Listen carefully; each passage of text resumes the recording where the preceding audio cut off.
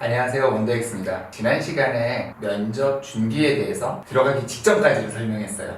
그리고 드디어 이제 면접장에 들어왔습니다. 당연히 질문에 답을 하겠죠. 질문이 나오면 그 질문에 답을 하고 설명을 하고 다시 질문을 이어가고가 될 텐데, 요번에는 조금 시각을 바꿔서 면접관의 입장에서 말씀을 드릴게요. 사실 제가 지원자였을 때는 잘 몰랐어요. 그냥 답변을 잘 하면 되고 그래 뭐 묻는 질문에 답변만 잘하면 되지 이랬었는데, 면접관이 돼보고 사람들의 지원자를 만나보니까, 그리고 그 지원자들과 얘기를 해보니까 조금 더 생각하게 된 부분들이 있었어요. 오늘은 한번 그 부분을 공유해 볼게요. 면접을 봐요. 질문을 하면 답변을 합니다. 그 답변이 첫 번째, 당연히 간결하고 명료해야 돼요. 지원자들 보면은 본인이 답을 하기 위해서 배경 설명을 아주 길게 하는 사람도 있고, 아니면 이 과정에 대해서 중언부언해서 뭐 이렇게까지 답을 할 필요가 있나 이런 분들이 있어요. 근데 면접관이 그때 무슨 생각을 하냐면은, 이 친구는 우리 같이 일할 때 보고를 해도 발표를 해도 이렇게 장황하게 하겠구나, 딱 그 생각이 들 수 있어요. 그러면 같은 내용의 답을 하더라도 좀 더 간결하게 한 사람한테 누가 갈 수밖에 없습니다. 물론 짧게 하는 게 말은 쉽지만 굉장히 힘들어요. 그래서 답변할 때도 연습 많이 하시고, 이런 표현은 빼도 되겠는데 과감하게 덜어내시고 전달할 내용 위주로만 구성을 해주세요.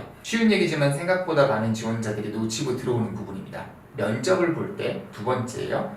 대화가 자연스럽게 이루어지듯, 대화가 이어지듯 면접을 진행하는 것도 굉장히 중요합니다. 물론 질문에 답을 해요. 그러다 보니까 질문 내용이 뭐냐에 따라서 답이 달라지긴 하는데, 그래도 어떤 지원자들은 그걸 이어가기도 합니다. 뒤에 나오는 질문에서 앞에서 제가 했던 부분의 연장인데 하면서 이해하는 사람도 있고, 면접관의 얘기에 굉장히 리액션을 해줘요. 막 이게 물개박수를 치는 이런 게 아니라 피드백에 대해서 즐거워하고, 질문을 받으면 좋아하고 그런 부분이 제가 되게 좋아하는 부분이에요. 이렇게 뭐 추임새는 아니지만 표현을 해가면서 같이 대화를 이어가는 사람이 있습니다. 그때 받는 느낌이, 이 사람은 처음 보는 사람이랑도 잘 맞춰줄 수 있으면 사회성도 좋고 조직에서 다른 사람들과 잘 어울릴 수 있겠구나 하는 생각이 들어요. 사실 이 부분은 답변의 내용과 전혀 다른 느낌입니다. 그리고 그런 긍정적인 느낌이 하나 둘 모여서 다른 비슷한 답변을 한 지원자들보다 더 좋은 평을 받을 수 있게 하고, 결국 그 사람이 뽑히는 경우들도 있어요. 쉽지는 않아요. 질문에 답변도 하기 벅찬데, 그렇다고 해서 면접 볼 때 자 빨리 다음 질문을 하세요, 나는 답해야 돼요 라고 있는 사람과 그냥 30분, 1시간 동안 즐겁게 서로 대화를 하고 나가는 사람은 평가가 달라질 수밖에 없습니다. 이렇게 질문을 하다 보니까 조금 문제가 생겼어요. 어떤 질문이 나왔는데 바로 답을 못 하겠어요.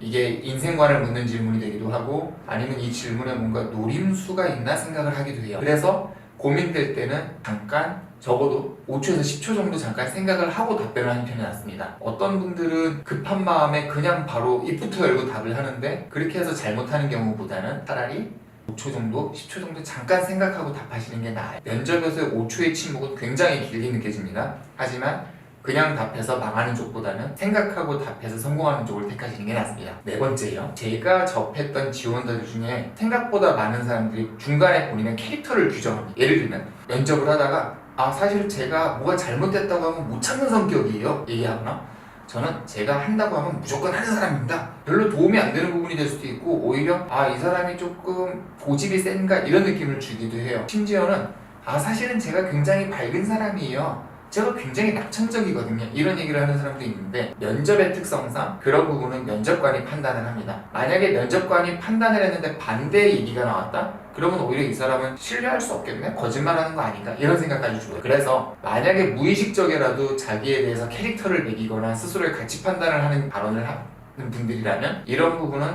되도록이면 면접에서는 얘기 안 하시는 게 낫습니다.